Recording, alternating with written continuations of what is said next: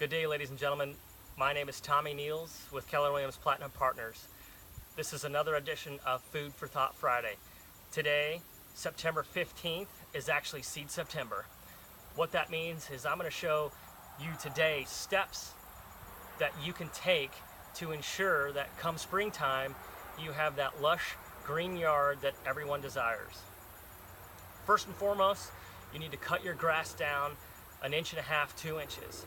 Make sure you bag all your grass clippings to ensure the seed and the starter come in contact with the soil. First, you want to put down your renovator. This is your starter.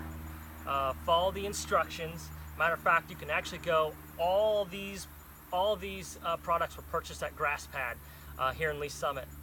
You can actually download a 9-step process that talks about all these things off their website.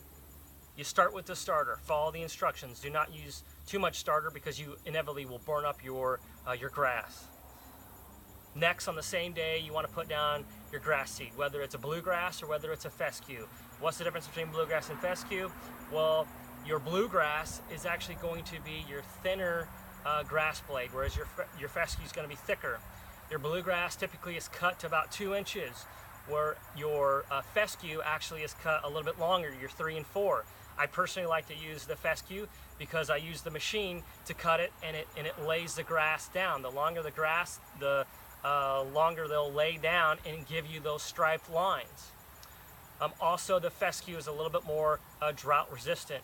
You'll have to water the bluegrass a little bit more than the fescue. When the fescue starts browning out, you can douse it full of water. And the next day or so, it'll come back green just like that.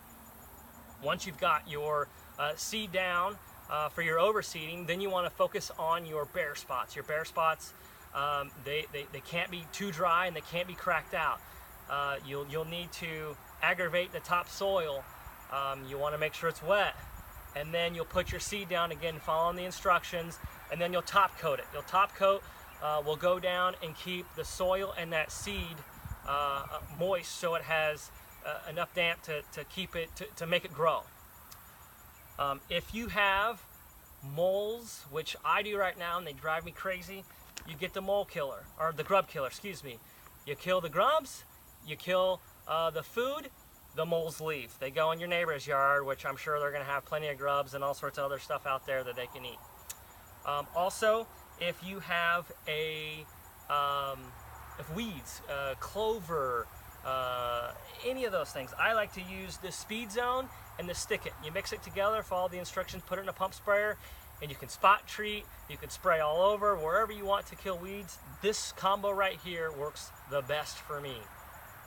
4 weeks after your application, your first initial application, you can come back and hit it with another douse. That's about first part to, let's say, middle of October. Here we are now. So hit this again, follow the instructions again. Then you will have there's another step. The 9th step actually is a winter fertilizer. There's a winter fertilizer that you can put down that will ensure over the winter time your new grass is growing deep roots, so that when spring pops up, and the rains come, the water comes, it gives you that lush, green, healthy looking yard. My name's Tommy Needles. I'm with Keller Williams Platinum Partners. This was another edition of Food for Thought Fridays. I hope you enjoy watching these. Go Chiefs, and we'll see you around. Thank you.